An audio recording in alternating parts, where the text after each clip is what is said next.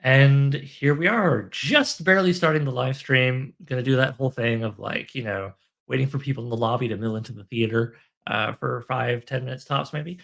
So, please sound off in the comments as you arrive so that I know that I'm not all cold and alone here with my terrible half grown mustache that I began on a whim today.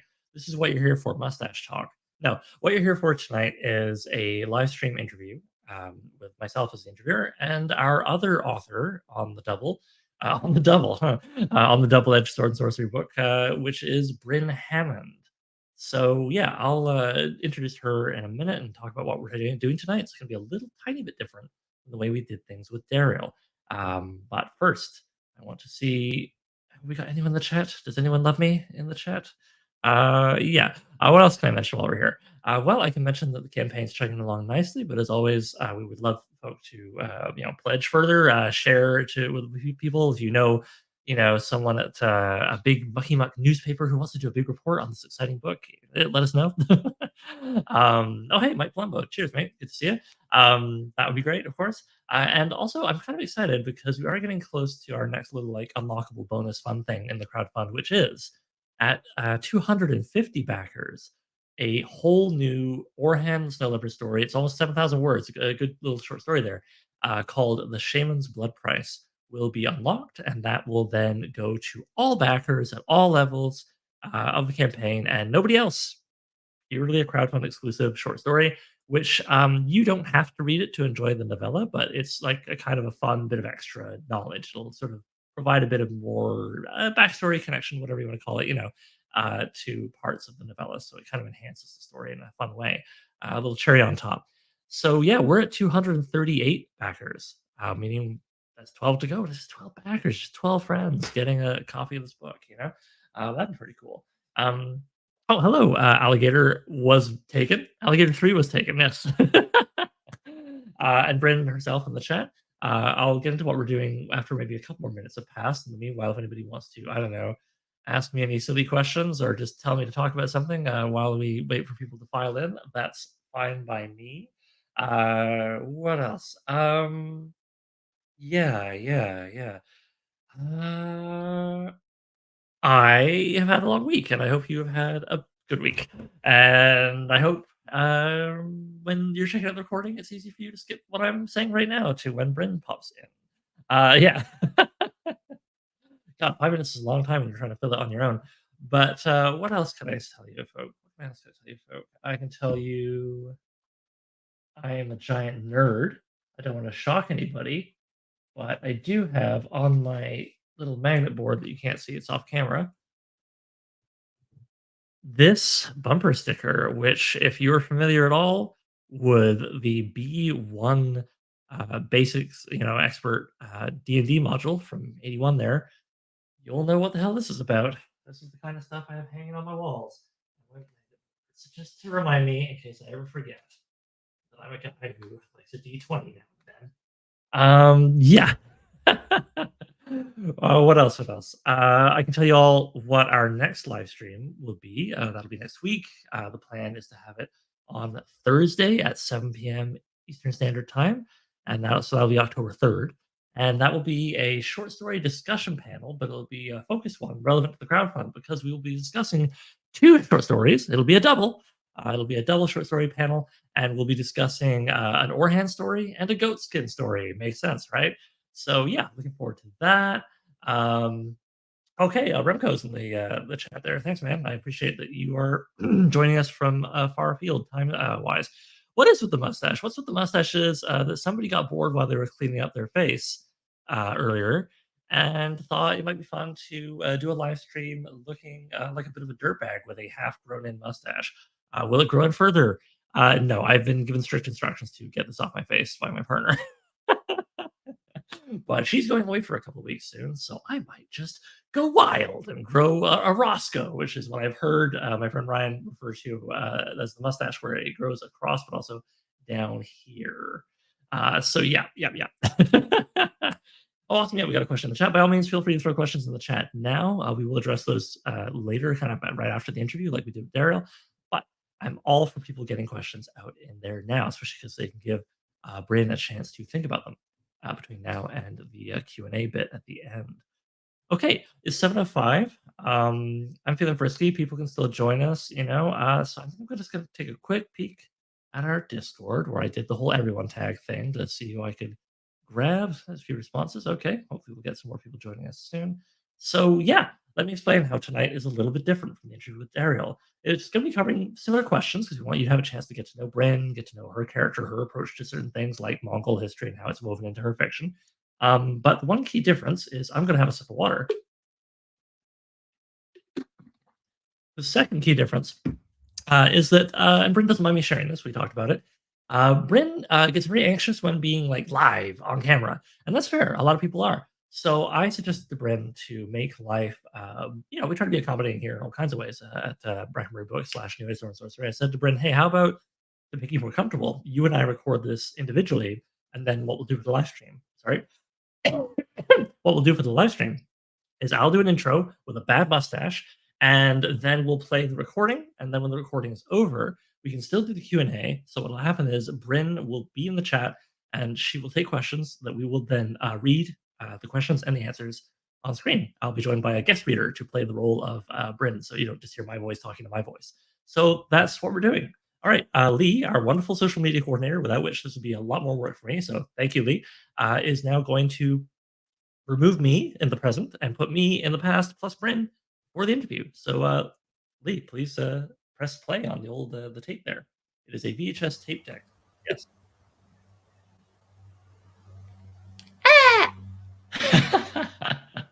Thank you for that excellent handoff, live, Oliver. Here I am, recorded, Oliver, along with recorded Bryn Hammond. Hi, Bryn. Hi. Thank you so much for joining me today. I'm really happy that we're doing this. Folks, you were enjoying this live stream of the recording with live bits on either end. Thank you so much for joining us for this as well. So I guess we should just sort of get into it. If you watched the Dariel's interview last week, some of the questions may be broadly familiar, and that's on purpose because I feel it's kind of like what we have going on with the double here is we have two authors who are doing broadly similar things, but they're completely different people doing it completely their own way. And I think that's really cool. So we're going to have some sort of similar questions, but there'll be, of course, all Bryn's thoughts and feelings and answers. So to that end, hi, Bryn. Why don't we start with this sacred genre, as I've seen a few people refer to it, sword and Why? sorcery. Why is it sacred? I don't know. I guess because people really love it. I've seen that phrase a few times. I find it kind of fun, but I'm enjoying the. It's like goofy in a fun way to me. I don't know. Sorry if that offends anybody. It's a bit strange to call it sacred. Yeah, but hey. Yeah, I suppose, especially because, well, anyway, we can go off on a tangent about that. But sacred or not. Often it's more sacrilegious, but hey. Yeah, right. That's my feeling. We tend to move a little outside that, but whatever. We can nitpick that all night long. What I'd like to know for people who aren't familiar with you and your work is okay. Well, what is sword and sorcery to you? If everybody has their own strong feelings about what it is or how they choose to express it, what are yours? What's your take on it? Okay, so I think I've got 3 words that are important, and they are adventure and weird and energy. And if you give me those 3, I think, yeah, that's what matters to me. That's what I'm looking for. Makes sense. Now, of course, adventure, I'm sure we can figure out what that is. And weird with a capital W, I assume. Yeah. But what kind of energy do you mean? Is that are you referring to pacing or some kind of vibes that you're looking for? I both. And I don't talk in terms of a fast-moving story necessarily, because I'm not known for total speed in my stories, and I don't care how fast or slow your story is, but it's energy is important, not just to your SNS characters, but to your story. As long as you've got that, that's kind of my substitute for the fast moving thing and the high action thing. Okay. So you want there to be maybe kind of an intensity or kind of a. It's like it's okay if it's slow or it's fast as long as there's something strong As happening. long as Maybe it's, I'm just trying yeah. to. I know these are the 3 words that I like. I like the word energy, and you can do it in a lot of different ways. But I think you need it for an SNS story. But it doesn't have to Fair enough. be And action from start to stop. no, of course not. You've got to have a rhythm, right? I mean, if it's just unrelenting action, the action sort of starts to meaning much, and you kind of get a bit wiped out. People forget that sometimes. I think they'll talk about old Conan stories and they'll forget the scenes where he's not chopping people's heads off or whatever. Totally. But Yeah. and actually, I say weird with a capital W because I mean, you and I have chatted about that quite recently, and both have strong feelings about it. But again, we want to keep this friendly to folk who aren't familiar with it. How would you define in your own stories and work weird with a capital W? What does that mean? I guess it's the unknown. It's the freaky. It's nothing you've seen before. It's certainly not something systematic or classifiable. Yeah.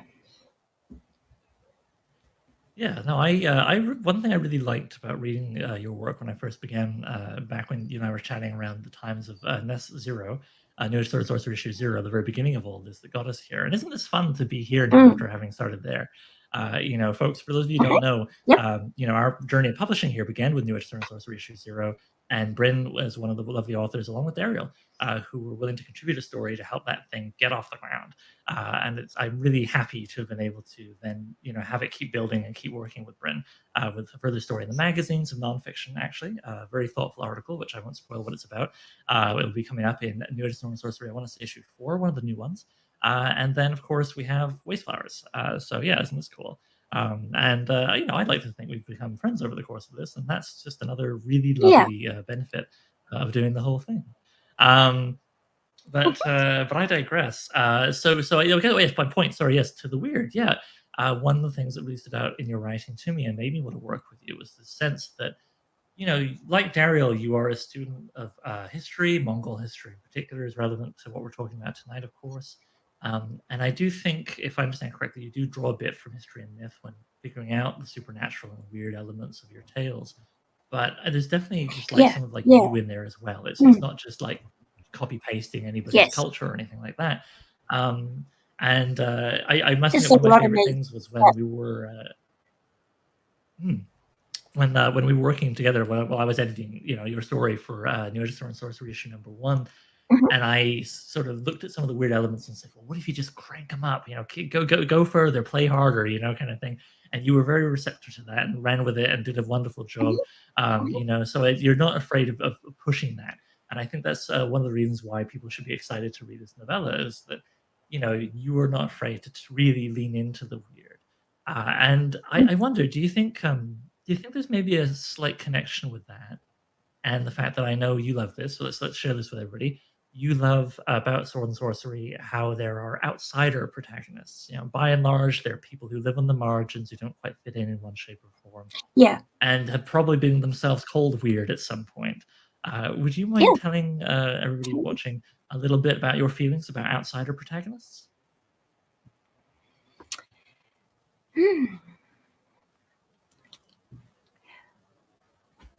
Like, what makes it important to you? Or how do you connect with it?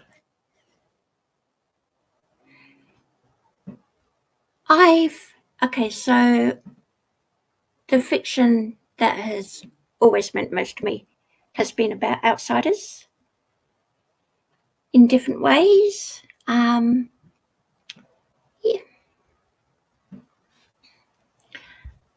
I'm failing Oliver.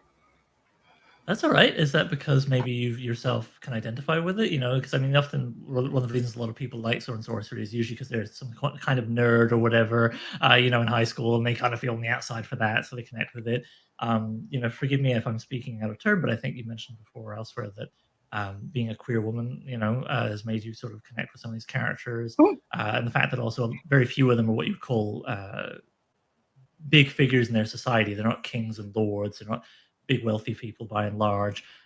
They feel kind of more they're struggling to get by and struggling to fit in, and that causes them trouble. And that's maybe something that you felt you connected with. Would that be fair to say? Yeah, very much so. Yeah. Yeah, both being a queer woman, both of those elements are big in me having felt been alienated a lot in my life, going back to when I was young. And yeah, that certainly drives my interest. So what is it about reading the SNS characters that connects to that for you? And was there any particular character? I know you've expressed admiration for Joanna Russ's Alex the Picklock, for one example. Where was sort of one of the first points of connection for you reading Sword and Sorcery back in the day? I think reading the Amazon's anthology, edited by Jessica Amanda Simonson, that has,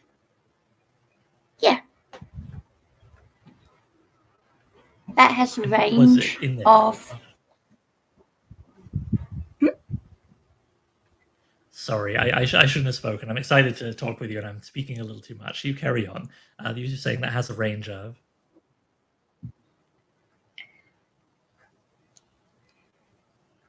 Has range of characters on the margins of their societies, and I kind of need that to. I don't identify with anything else, so. And so, it doesn't matter what way. Decide to make the leap. Sorry. And so, what made you make the leap to writing SNS and these characters?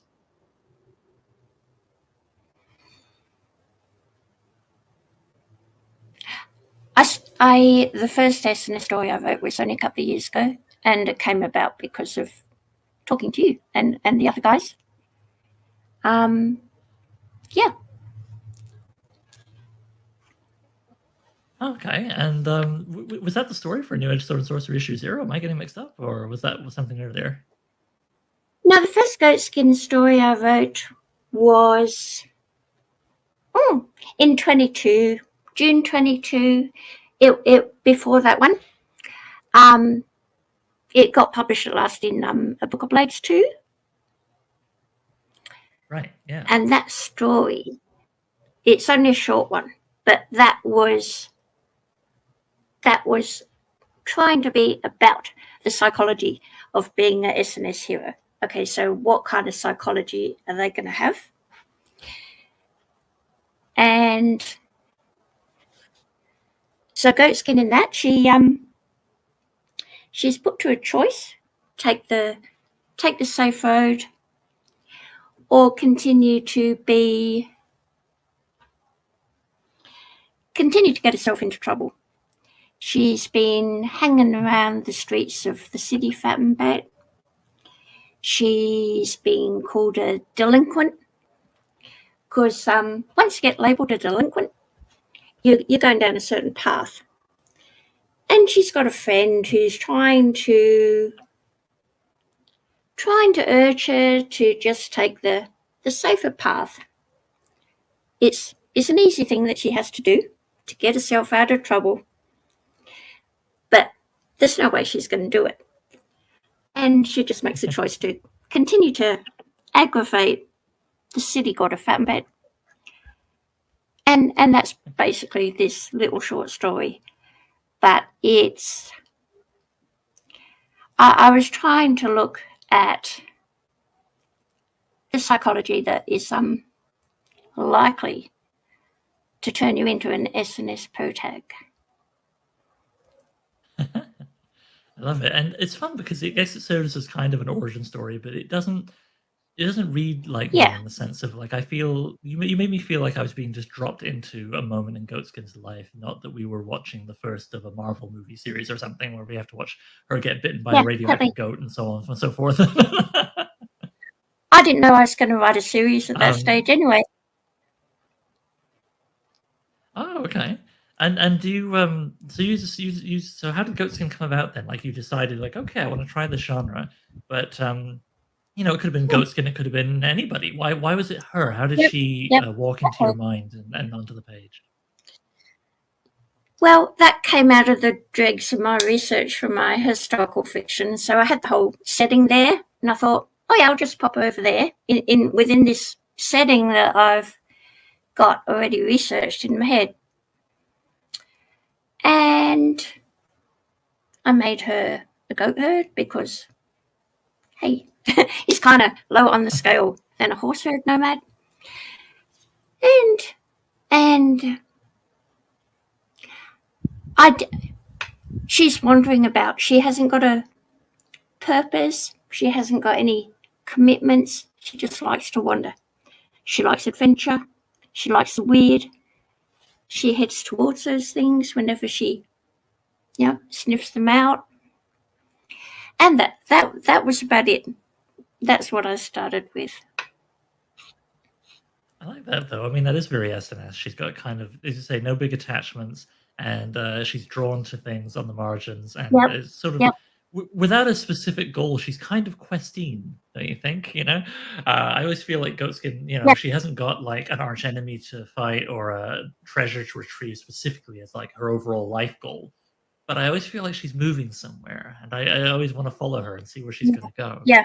which is lovely. And there are some pretty fun She elements in that world. I mean, she is kind of sorry, folks, we're questing. both polite. Hey, increasingly, she's in Waste Flowers and in the next novella that I am outlining. Yes. She's kind of starting to find what she is. You know, it's not a quest that's in high fantasy, but there are things that she's homing in on that she wants to know, and she's chasing after them a bit. Yeah, I think it's really cool. It's like she has it's not aimless wanderlust, but there is a kind of wanderlust to her, and she's kind of seeking Totally. also learn about Yes. herself in a way through her travels. And I love that it Yeah. sounds Yeah. like, you know, Yeah. we're learning along with you in a sense. You know, I talked to Dariel last week, and we got a little bit into the old, you know, plotting versus pantsing thing, and how he has kind of a hybrid approach. You know, he makes a lot of notes, but he doesn't actually do like a super detailed outline. Yep. So to that end, I mean, it sounds like you're discovering Goatskin as you write her. What is your approach when you do things? I know you do some degree of outlining, but we've never actually discussed it in detail. So yeah, I would love to know what was it, and was it different for this novella versus say the short stories you've done prior? Yeah. How has your system evolved? Okay, so I've never done an outline before, but for Waste Flowers, when I was writing a novella for Brackenbury Books, I felt the necessity of doing an outline.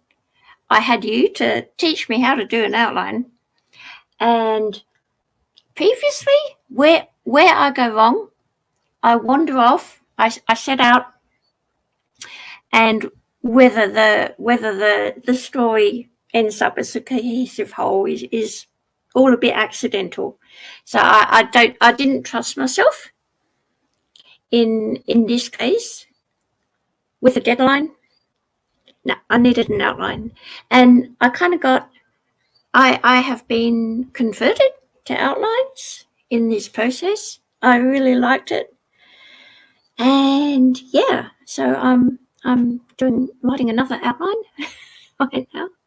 But I don't think for a short story. Yeah, for a short story, I can't see myself outlining.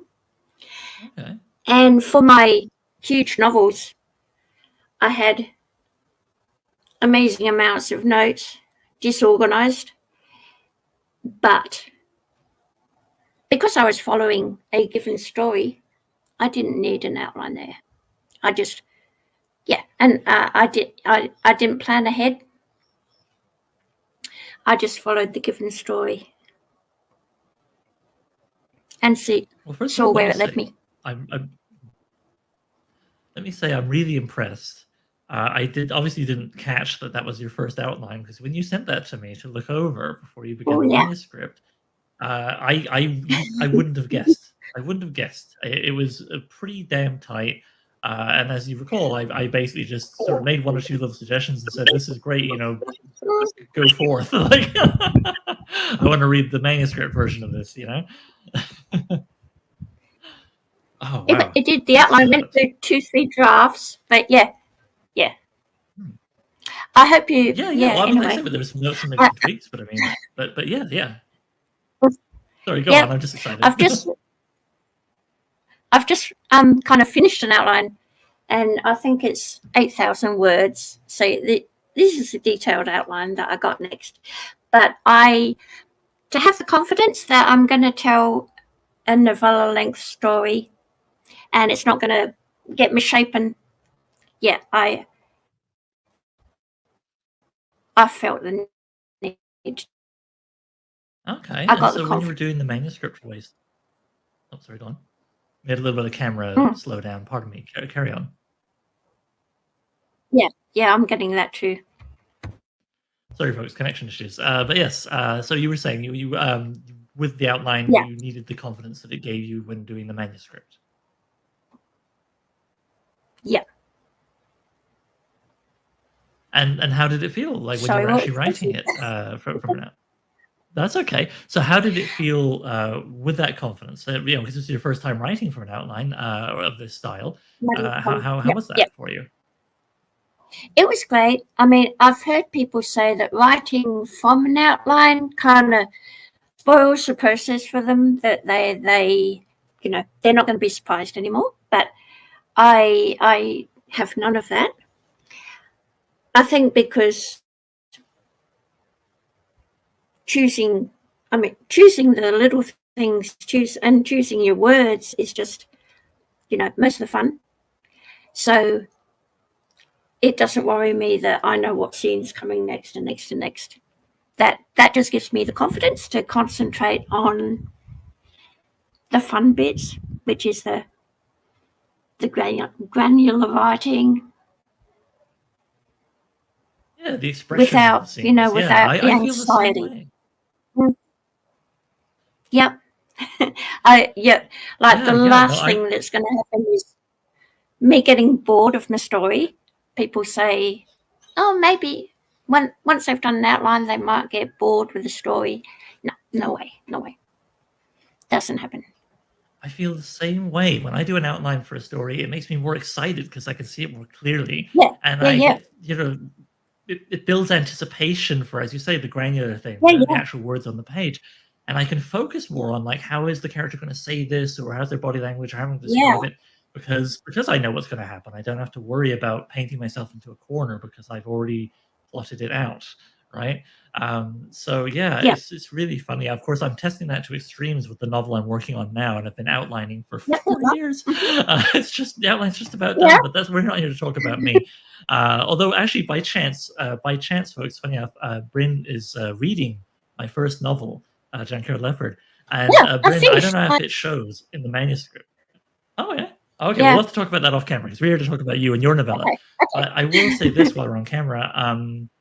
I wonder, does it show to you? Because for that one, I knew the ending. I knew from the beginning of writing it. I always knew the ending I was working toward, and I knew the way I wanted to leap between different characters from chapter to chapter. But I was writing a few chapters, and then I'd have to stop, and then I go, outline the next bit, okay, and then write it, and then outline the next bit, and then write it, back and forth, and I don't. I don't know if that shows, if that maybe the story's a bit, I don't know, it feels like 3 slightly different books jammed together because of how I kept going back and forth between outlining and writing. I vowed never to do that again. It definitely works better for me to focus on just the outline, maybe a little bit of exploring prose, to get some feel for the character, but mainly just the outline until it's done, and then off I go. But it's funny, when I talk about my writing on my podcast, I say to people, like, this is just me. This is what works for me. You do what works for you, because I've had people listen to me describe Yeah, my yeah, really detailed outlines, and they've told me, it's kind of intimidating. Do I have to do all that? No. yeah. No, Right? The whole no. point is to do what Like works so, for you. yeah, And I like that this outlining seems to work well for the novella, but you're not going to dogmatically apply that to your short stories or anything else that you do. yeah. It's all about finding what And works for and if you. I was gonna, Um, yep, if I was gonna write a novel again, I'm a bit over novels at the moment, but uh, I would not. I would not do the outline. Yeah, so it's not a fixed thing. It suits these novellas mostly so that I can get them done on a deadline. But yeah, I'm amazed to hear that you haven't always been an outliner, and I like no. I like the slightly chaotic effect of not outlining, and I recognise that from your description just then in my novels, which were not outlined, and I think that chaotic effect can also add something. So you can go that route. Nothing wrong with it. There will be advantages in that route. So you just pick Well, the tools exactly, for the exactly. particular job in front of you. Yeah. Yeah, yeah. I think that's so much better, and it's so much more freeing. I can see how it might Yeah. give someone decision paralysis or whatever, but I mean, there's always ways things can not work. I think overall, I've described my writing method a few times to people as I think of it like Frankenstein's monster shambling along, always moving forward, but maybe I rip off an arm and put on a different arm, and I just keep refining it and changing it as needed for whatever it has to do. um, so okay, so you take different methods, whether you're doing the shorts with goatskin or the novellas. Um, how do you find goatskin herself feels a bit different at different lengths? Sometimes people talk about that. They say, like I think of maybe to pick someone Mm, from the canon of Sword and Sorcery. Think about Karl Edward Wagner and mm, his character Cain, and people mm, often tell you that like the three novels, Cain is a bit different. He's recognizable, but he's a bit different. In the novels, it tends to be these big kind of kingdom level messianians. In the short stories, Cain can be a lot of things, and he might be just really obsessed with one element, or he might even be kind of just watching the story unfold. He's the protagonist technically, but he's kind of like watching somebody else's tale happen, and so on and so forth. You know, does Goatskin feel maybe like there's novella Goatskin and there's short story Goatskin, or are we not there yet? You know what? I kind of hope not. I kind of hope she's goat skin. I don't know, something about that triggers my character writing sense. I want to be writing a character, and she Hmm. grows. My writing of her grows, not necessarily she grows. But yeah, I don't want to have a short story type character and have her feel a bit different for novellas. Okay, fair enough. I'm too Do you much for a feel that character she writer. writes a little differently? Do you feel she writes a little differently when her partner, Sister Chaos, pops up? Who she's not always there, and you No, all act a I little mean, different when someone else is in the room. yeah, Sorry, I spoke over yeah. your answer. Go on. I do want to have her on her own a bit as well. I like Sister Chaos. You like Sister Chaos, yeah. But Goatskin, as you know, originally conceived, she was wandering on her own, and that was kind of important to me. Um, so they hang out. Once I've said about 3 months in the year, they might manage to hang out together. But otherwise, she wanders on her own, and she. I know if you ask her, she'll want to be doing Mhm. that, and she'll probably feel that she's a different person when she's on her own, since I always have.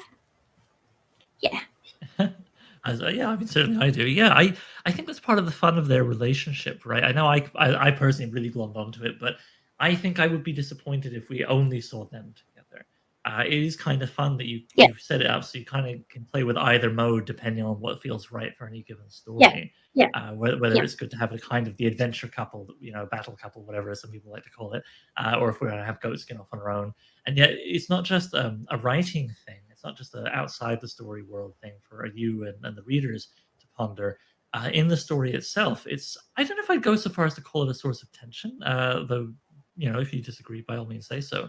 But it's sort of there's a push and a pull, I guess, or maybe a tension caused by this, right? Both of them realize that their nature means that mhm, they're unlikely to be in the same place all year round. And in some yeah, ways, they don't want that, yeah, but sometimes they do. And, sometimes one yeah, of them wants it and the other one doesn't. And they're kind of out of yeah, sync. oh, yeah, you know? yeah, yeah, I think that makes it yeah. really It's dynamic and interesting. yep. They don't know whether they're And how how, how casual or how fixed their relationship is. Yeah, and was that a choice from the start, or how did you find your way to defining yeah, their yeah, relationship? yeah. That's just the kind of relationship I want to write. Yeah, that's just the kind I Huh, identify fair with. enough. Yeah, well, and I guess I mentioned it because we put Sister Chaos on the cover for good reason. She's in there with Goatskin for Waste Flowers, and Mhm. it's not like a relationship book, but I mean, there's more than just the events happening. There's the characters, and if they're spending Yeah, all this time together through the novella, things happen. yeah, So I will say, yeah, folks, yeah, I'm not going to spoil it, of course. I want you to please pledge and get the book, but you'll get to explore that relationship a little bit in Waste Flower, and it was kind of fun, I guess, with the novella, yeah, perhaps to have that extra space.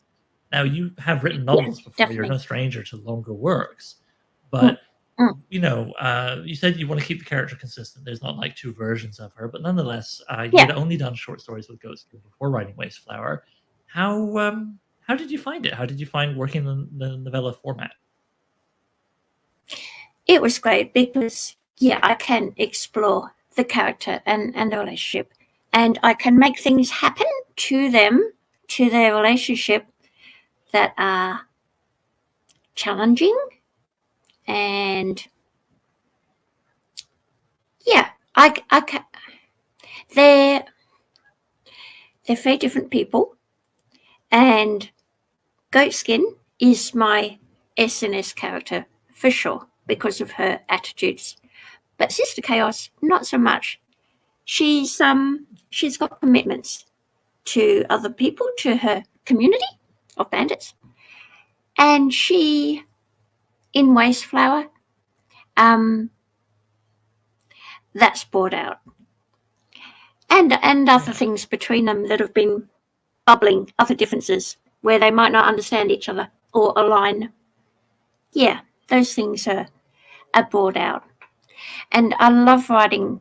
I love writing character stories that have a bit of room to move from novels. I still love writing novels, by the way. Um, yeah, I loved writing a very long character story, relationships changing over time. Yeah, so I got to do a bit of that and enjoyed Yeah, it very because there's much. nothing wrong with the short story. It's just a different mode. I, of course, really love the Yeah, story that I introduces liked it Sister all. Chaos, Yeah, bearing her name. Yeah.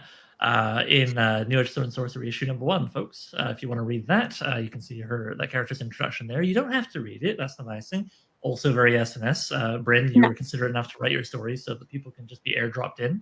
You can begin with Waste Flowers and be fine. But if you want to, get a little extra there, you can read the introduction of Sister Chaos and her named story in New-Edged Sword Sorcery #1, and with great art by Dan Rempel. I really like that. Yeah, yeah, yeah. So it's kind of fun. Like we by following the currently but short but growing canon of Goatskin stories. We get as you say, there's that one in a Book of oh, Blades Volume the Goatskin 2. cycle. Yep. Yeah, Exactly, you're building the goat skin cycle, and then we get just a little introduction of her and her attitude, there. Then we have your story in issue 0, which gives you a bit of an idea of what she's doing with herself. In issue 0, she's hired to lead a merchant caravan, and there are complications. Yeah. But that's a bit of a different tale, and of course a short one. And then we get to just have a bit of that character work in a small dose with her and Sister Chaos and their story in issue number 1. Now we go, bigger canvas and spend a bit of time both more with the caravan leading kind of life and how she gets along, Goatskin, and her relationship with Sister Chaos. So it feels like a logical building, and yet it's happened quite naturally and organically. So which I think is the best way to have it happen. Yep. So yeah, I myself am very excited to read that manuscript for the second novella, folks. I will admit I got a bit fanboyish after I read the one for Waste Flower, and I said to Bryn, "Oh, wouldn't it be fun if this happened or that happened?" Oh, but I didn't give orders. I don't do that. So I'm actually as in the dark as anybody. Well, there you go. Yeah, I might not go with them. Yeah, suggestions are fine. Can I mention orders not so much? I love suggestions. Yeah. There's also their story in Beating Hearts and Battle Axes. Like that's yes, of course it's she. So actually, that's thank you for reminding me. 12,000 words of and that because it's romancy. That's pretty focused, more focused than the others on their relationship. That's true. Although, folks, if you're curious, that story was written after. It's not. I think chronologically it takes place so much earlier, but in terms of the actual writing, that came after Wasteflower. So that's kind of neat too, actually. Now I think about it. Yeah, not to forget about the anthology, which is lovely stuff. Not quite out yet if you're watching this and wondering where you can get it, but we'll be very loud about it when it's out. Beating Hearts and Battle Axes. But in the meanwhile, I just my point when I was stumbling around is that I love the fact that I'm as in the dark as anybody about where Goatskin is going next. Volume 2, the novella that if all comes together, I hope we get to do that next year. But in the meanwhile, coming back to this, actually talking about suggestions and working back and forth, I've really enjoyed working with you as an author and myself, the editor, in that equation. But how do you feel about, say, giving critiques when you read other people's stories, or even when you have to be editing for yourself? What is what's your kind of attitude? What do you look for? What do you try to tell the other person? Or when it's just you one-on-one with your own manuscript and yourself, how do you approach it? How do you approach the act of editing? Okay, so I am a huge rewriter. I can rewrite my stuff 20 times. There are scenes in my novels that I rewrote 50 times, and I'm probably not exaggerating. I love to rewrite. It's when I'm doing it, I think it's my favorite part of the process. I just enjoy getting it just right. I'm very big on reading it aloud. I will walk up and down my house. I will take it out on a walk by the sea. I will read it aloud with all the gestures. I will act it out.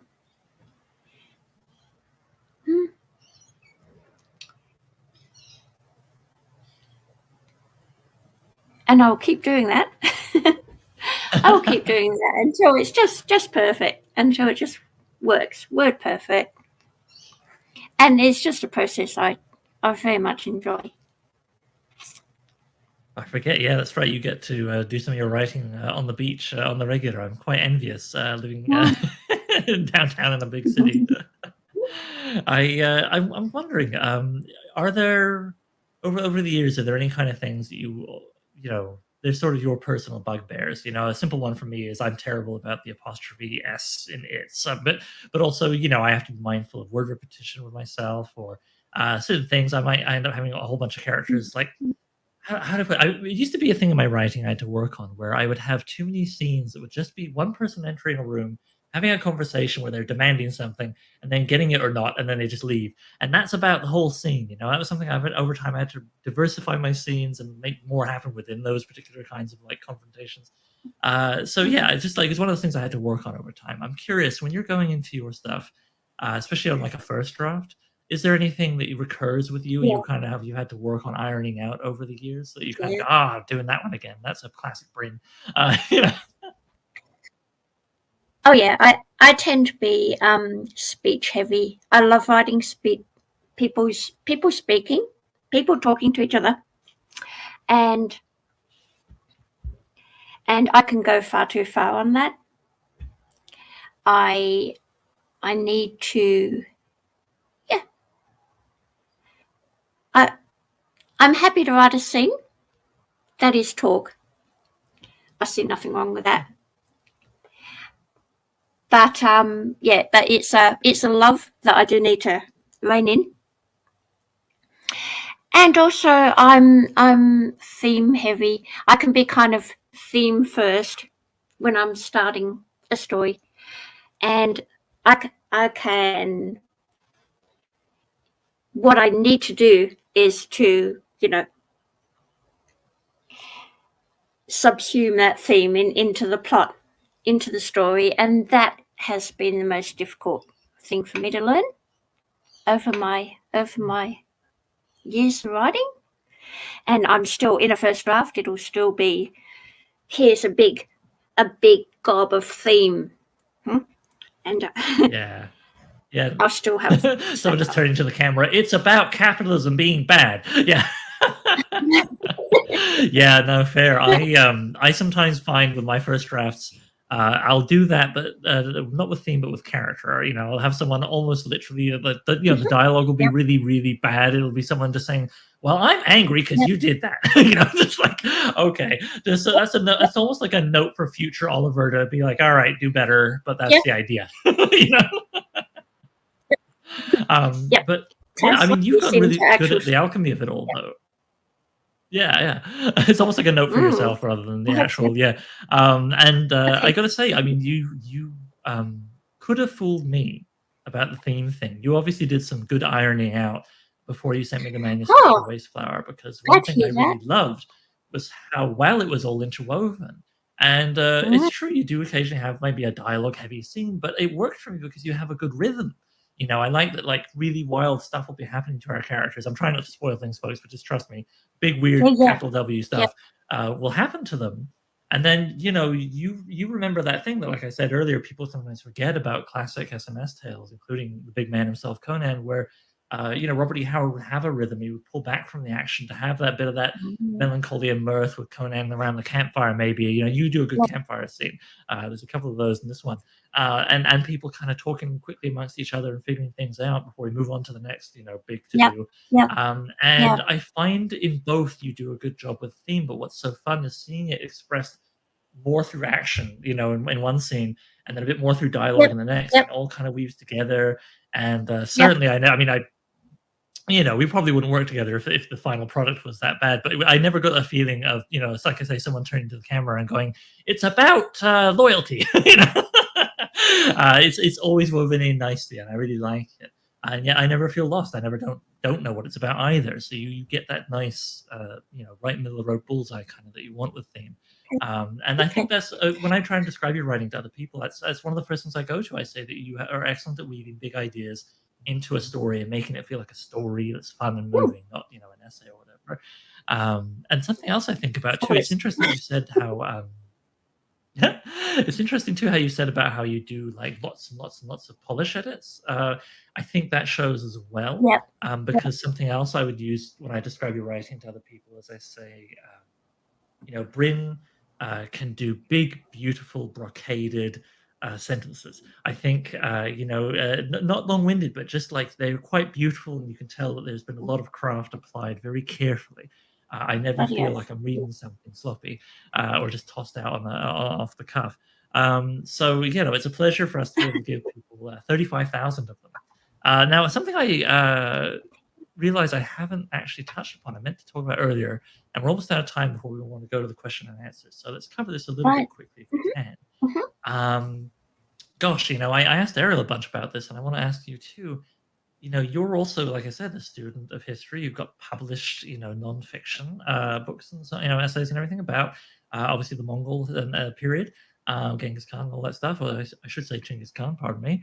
Um, uh, when you're writing now, your story, Dariel's is set in a secondary fantasy world that is pretty heavily based Yeah, on that yeah, period in our world. Your stories are set in our world, albeit with fantastic elements. So I yeah. guess I'm curious about two things.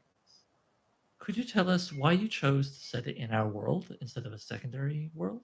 And could you tell us about Mm. what your approach is, how rigorous you feel you want to be with bringing real elements of history into your fantastic story? Okay, so I wanted to use the world that I'd been living in mentally for 9 years, writing my historicals. I am nowhere near finished with that world. The research still fascinates me. I've got so much more to say, to write about. And I didn't see a cause to take the route that Dariel takes. I understand why Dariel does. Yeah. So if it wasn't necessary for me, don't do it. If it's not necessary, don't do a thing. And also, but because I did want to let people know that there's a lot of historical stuff in there, and I want them to pick up on that. So I'm gonna use the names. Yeah, and I'm curious when you're writing, when you get to a point where it could be accurate or it can do what you wanted in the scene, you know what I mean? Where it's like, well, if Goatskin's going to do X, then she has to be able to do something that people didn't have back then with maybe a bit of technology, or she has to do something that doesn't quite fit with the way the culture was then. But I really wanted to do that thing. How do you make the choice between, as I say, accuracy and like what the story needs when you have to make that choice? Do you know, I have not faced that choice. I have not. Oh, Yeah, I have not confronted that choice so far. brilliant. All right, well, I there you go. think But I, I kind of, but what's your gut feeling though? Let's say you face that, decision. What's your gut feeling on how you might wrestle with that? my gut feeling is that I can avoid that issue. I hope that I can continue to avoid that issue. Like there's so much possibility within the discipline of historical fiction. There's still so much possibility that you can find a way to do whatever you want to do. It is. I'm not such a. I'm not. I don't even use the word accuracy a whole heap, because history is also interpreted. And even in Yeah. my strict historical, there's so much of me in there. I'm writing about the things I want to write about. So, yeah, you find a way to do that. You find a way to do both at once. That's got to be my answer. It's a good answer. Fair enough. Okay. Well, you know me, I love to talk, and I love to talk with you.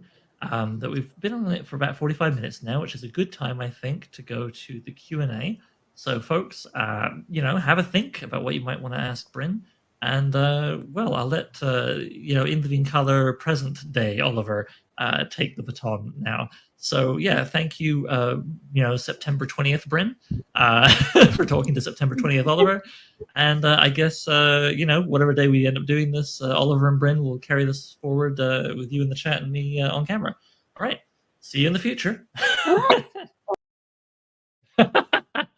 Well, here we are. Nice handoff past Oliver. So, what has changed since you last saw President Oliver? Well, I'm now full of raisinets, so that's cool for glossettes. But more importantly, we're set for doing Q&A. And we have a couple of questions in the chat. Please, by all means, folks, don't be shy, throw down more. And I'm also going to be joined tonight by the New Age Sword and Sorcery coffee editor, Valerie Valdez, who I thought it might be kind of nice when we're doing the Q&A that someone other than me read one side of it. So it's not just, Oliver talking to Oliver. So, okay. Oh, hi, Val. There we go. Hello. I Yeah, am playing the bravely. part of Bryn this evening. Yes, I'll be playing the part of everybody else.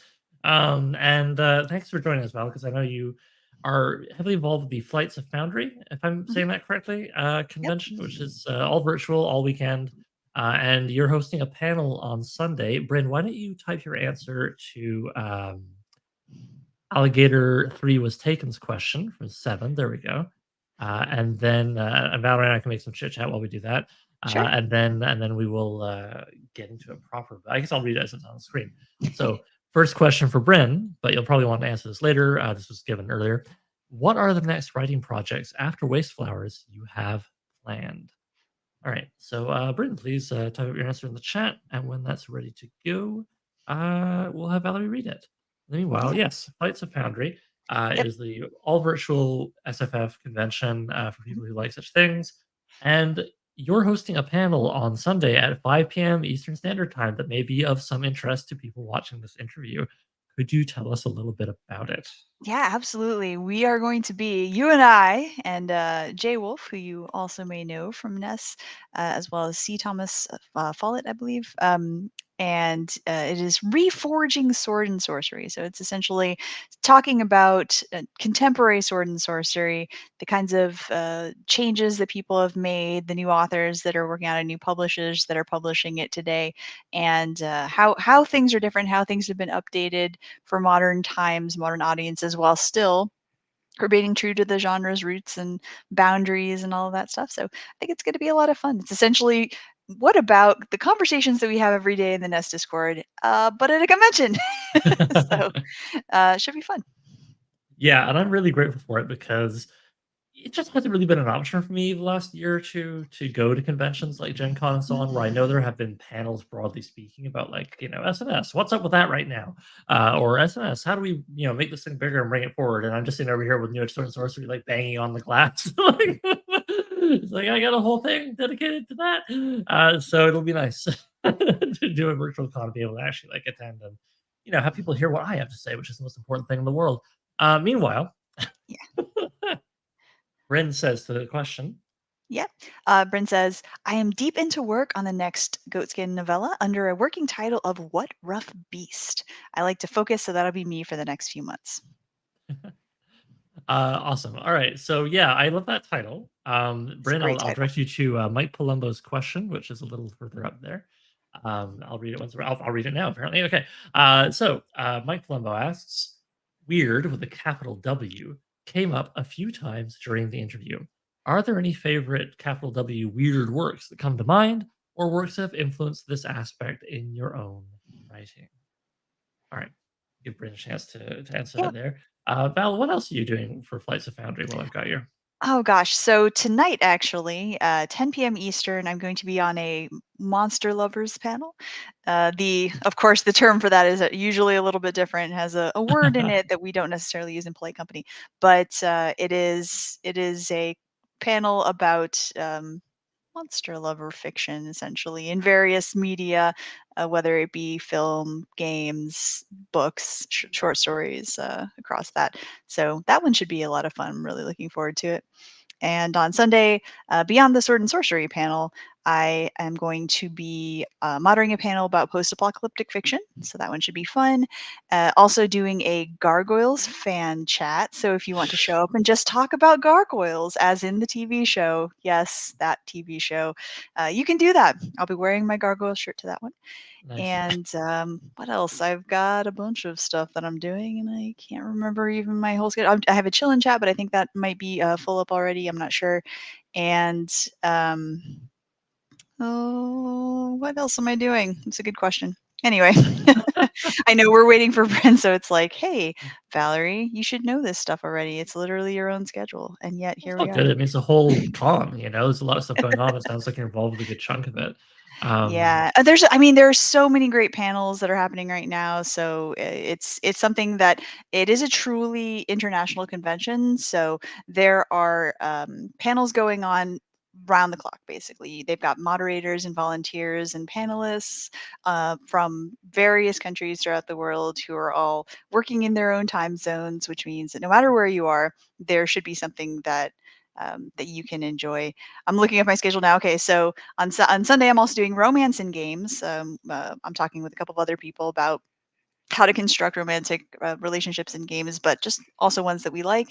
And let's see. Um, and that's it. Yep, that's it for me. Okay. All right. Well, looks Now like we have Bryn's Bryn's answer. So yeah. So Bryn's answer to the weird question from Mike. So, particularly influential on Waste Flowers was a couple of decadent works, which I feel is often an antecedent to weird, capital W weird. I reread Baudelaire's Flowers of Evil for the purpose. And this is part one of question mark responses. I'm really looking forward to the rest of this actually, because Yeah. dropping Baudelaire into this, it's like, all right, where are we going from here? I'm excited. I always love seeing this kind of thing dropped in the chat about SNS because not because I feel that SNS needs some kind of respectability laundering by mentioning Foucault or whoever, but because I really do enjoy a high-low mix.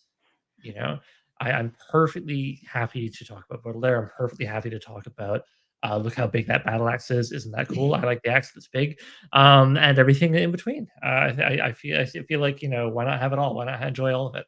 And that's one Yeah. of the reasons why I really like Bryn's new novella because it definitely has that high-low mix. So yes, we have part two. Okay, Bryn says, as Mike knows, M. John Harrison's Viraconium is an influential work for me, and his strange cults still fascinate me and feel pretty weird. I want to get a bit of that atmosphere. I'm behind on we're always behind. There's so many books, right? We were literally discussing earlier today about the impossibility of reading everything released in a single year. So I think we should all give ourselves permission to not lament being behind. But nonetheless, I have that feeling of unfinished, pleasurable homework at not having read Veraconium. I hear nothing but good things about it, and often from Bryn. Yeah, when All stuff right. like this comes up, it's like, let me move this to the top of my TBR because it has been mentioned and sounds like it's going to be cool. Yeah, every time it comes up, I'm intrigued. Every time it comes up, it's from someone who I like to listen to. So, all right. Does anybody else have any questions they want to chuck at us in the chat for Bryn to answer? And perhaps what I can throw to Bryn while maybe we wait and see if there are any more questions is this, Bryn. If you can do it without being pardon me, all spoilery. Oh, all right, hang on. There's more. One more There's more part to the to, weird yeah, one more question. part to the, yep. Okay. Okay. Bryn says, I'd better mention a more recent work, KJ Bishop's Etched City. When I read it was kind of the book I wished I'd written. It was obviously influenced by Decadence too. Bryn, for people who aren't me, I know everything. Could you elaborate a little bit on decadence, right? What does that mean in terms of like a literary or historical period, and maybe what do you like to take from that? Because I'm intrigued, and would like other people who don't remember what decadence is to be reminded. It's like, for those who Um, don't know, here is what it is. For those who forgot, here's a yeah, refresher. and for those who are very smart and feel very good about themselves, they don't have to couch this question in any rhetorical gag. Uh, But also, I think what's cool is finding out how Bryn perceives decadence, which is something that, it can be very personal and very experiential. So it's always worth hearing from people how they describe particular things, movements, Oh and no, whatnot. 100%, 100%. I mean, that's the sincere, actual, like, intelligent nugget I was dancing around, and should have just gone straight for. I think about the word pulp. Like, Mhm. depending on where I run into that, sometimes it makes me very excited. Sometimes it makes me want to run screaming in the other direction. It all really comes down to like, Who's using you the know, term and how? Yeah, yeah, absolutely. yeah. Yep. Yeah, no, that's definitely a biggie. Yeah. Um, Gosh, what terms in SNF, pardon me, SFF do you run into, Val, that make you kind of really like, it could be either way dramatically depending on, you Okay, know well, I'm I'm gonna throw out just the various punks, I guess, because Yeah. I feel like there's a big conversation I think has been going on in SFF recently about the difference between punk as an ethos and punk as an aesthetic. And so that's something where you can find fiction of a particular punk variety and think, oh, this is going to be punk ethos. And then, oops, it's actually just punk aesthetic. And that's not what I wanted. Or vice versa. It's punk ethos. And it's like, no, I just wanted, the steampunk gears on hats kind of stuff. So that's the kind of thing that I think can come up in these conversations. Just what are the definitional criteria here for the particular genres? And at the same time, you don't necessarily want to be too persnickety about it, I guess. It's more just trying to figure out almost like AO3 tags kind of thing, fanfic tags. What is this? What does it mean? And is this what I'm looking for right now? Yeah, and I also think I think it's fine to be snobby about your own tastes, provided you're being sort of in your own head, like meh, But if you're going around snobbing all over other people, well, then that's maybe That's it, an yeah. issue.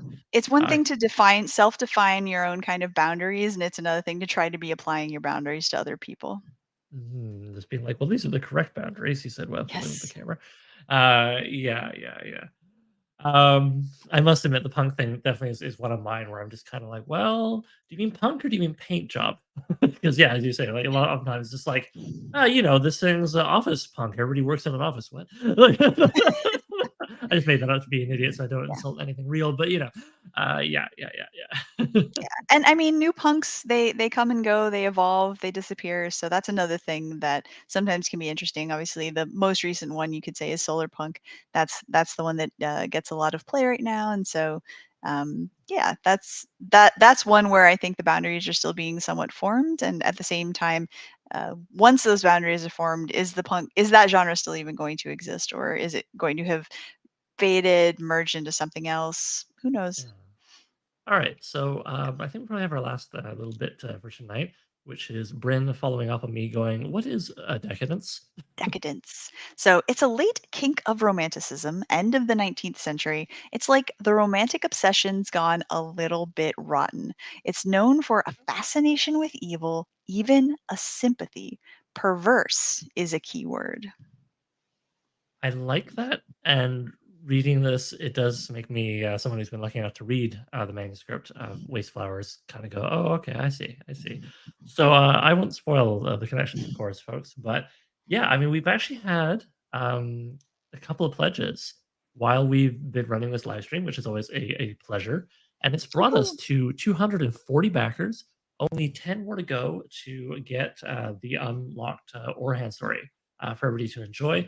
And as we get a little further along, actually, there will be another unlockable thing from Bryn, which is a collection of sword and sorcery poetry rooted in Ooh. this novella. So again, like you don't have to have, you don't have to get it to understand the novella, but if you get it in the novella, then lucky you've got some extra flavor on there. Oh, Yep. Bryn has added to the previous response about decadence. Flowers got into my title for Baudelaire and also Jean Genet's Our Lady of the Flowers. oh, yeah, and I know a bit more about what flowers get up to in that story. So okay, all right, okay. I'm gonna have to do some digging. I think at the library tomorrow when I go in, which is always a pleasure. I kid you not. So yeah, okay. So I think unless any more questions come in the time it takes me to say what I'm about to say, we'll call that a night. We are doing this on a Friday evening, which is definitely going to be a little quieter. But I think we've had a good audience show up here. I'm very happy at the questions and discussion we've had. But yeah, as I say, only 10 more backers, and then we will get poems from, pardon me, story from Warhand from Dariel. And then we get to 300 backers, which I'm really hoping we get to before the campaign is over. And we do that, we get some nice poems from Red to go with Waste Flowers. So yeah, again, thank you everybody so much for showing up. Thank you, Val, for hopping in here to do an assist as Bryn's vocals.